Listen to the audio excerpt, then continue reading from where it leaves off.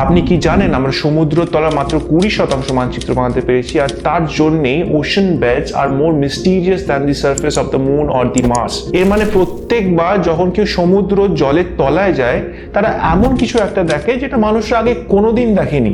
আজকে আমি আপনাদেরকে এরকমই টপ 3 আন্ডার ওয়াটার মিস্ট্রির ব্যাপারে বলবো। আর আপনার যদি এরকমই সাসপেন্সফুল, থ্রিলিং, মিস্টিরিয়াস গল্প ভালো লাগে, রিয়েল স্টোরিজ, তাহলে আমার চ্যানেলটাকে সাবস্ক্রাইব করে দিন আর নোটিফিকেশন বেলটাতে ক্লিক করে দিন যাতে আপনি নোটিফিকেশন পান। তাহলে শুরু করা যাক আজকের গল্প, top 3 under water mysteries.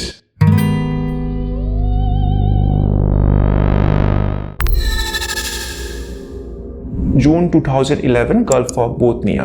Swedish based একটা ডুবুরির দল নাম ওশান এক্স, তারা গালফ অফ বোথনিয়াতে সমুদ্র তলায় থাকা গুপ্তধনের সন্ধান করছিলেন। ওশান এক্স ডুবুরির দল নিজেদেরকে ট্রেজার হান্টার বা সালভেজ অপারেটরস বলে। কি হয়, অনেক সময় অনেক জাহাজ ডুবে যায় যার ভেতর অনেক মূল্যবান জিনিস থাকে, আর এই মূল্যবান জিনিসগুলোকে খুঁজে বার করে ওশান এক্স এর ডুবুরির দল। 2011 জুন মাসে তাদের সোনার ডিভাইসে পিটার আর ডেনিস বলে দুইজন লোক দেখতে পেল একটা অদ্ভুত বিশাল আকারের জিনিস যেটা সমুদ্রের তলায় অবস্থিত।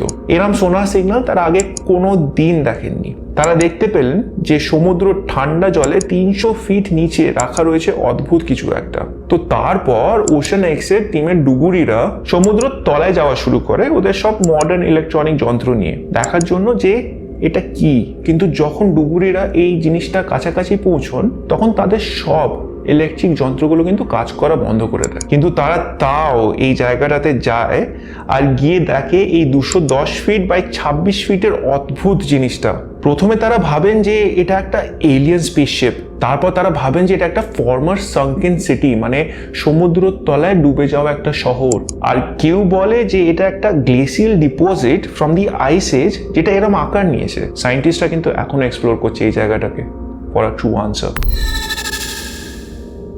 1987 রুইকুই আইল্যান্ডস, তাইওয়ানের কাছে একজন ডুবুরি সমুদ্রের তলায় স্পট করলেন কিছু সিঁড়ি with a straight edge and sharp lines.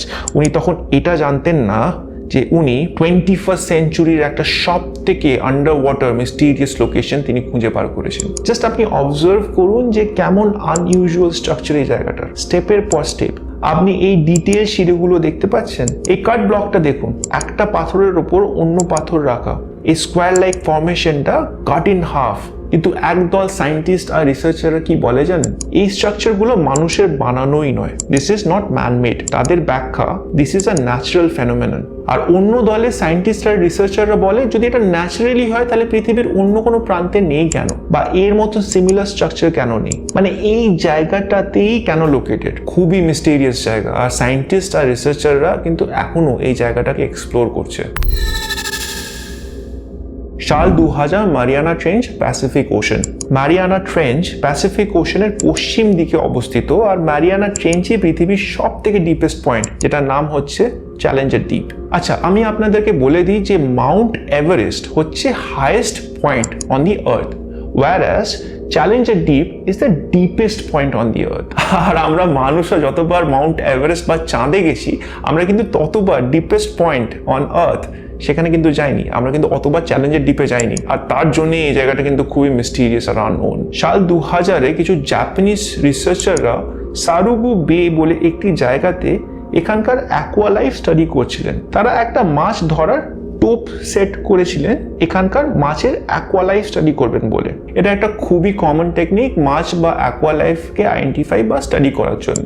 তখনই এখানে একটা বিশাল বড় 60 ফিট লম্বা সি ক্রিচার ধরা পড়লো ক্যামেরাতে। এই ক্রিচারটাকে শার্কের মতো দেখতে, কিন্তু অ্যাভারেজ শার্কের সাইজ 10 ফিটের কাছাকাছি হয়। তাহলে এই সি ক্রিচারটা কি? আপনাকে আমি বলি যে ডাইনোসরের যুগে আজ থেকে 36 লাখ বছর আগে সমুদ্র জলের মধ্যে একটা মেগালোডন শার্ক পাওয়া যেত যার অ্যাভারেজ সাইজ হতো 65 to 70 ফিট। কিন্তু এই মেগালোডন শার্ক হাজার হাজার বছর আগে এক্সটিংক্ট হয়ে গেছে, মানে এই জাতির শার্ক আর পৃথিবীতে নেই, মানে মেগালোডন শার্ক বিলুপ্ত হয়ে গেছে হাজার হাজার বছর আগে। কিন্তু এই ভিডিওটা মেগালোডনের মতনই একটা 60 ফিট লং শার্ক ধরা পড়লো, আর এই ভিডিও ফুটেজটা রিসার্চারদের হতচকিত করলো। মারিয়ানা ট্রেঞ্চের চ্যালেঞ্জার ডিপ এতই গভীর জায়গা যে এখানে অন্য ধরনের অ্যাকোয়া স্পিসিস বাস করে যার সম্বন্ধে আমাদের খুবই কম ধারণা আছে।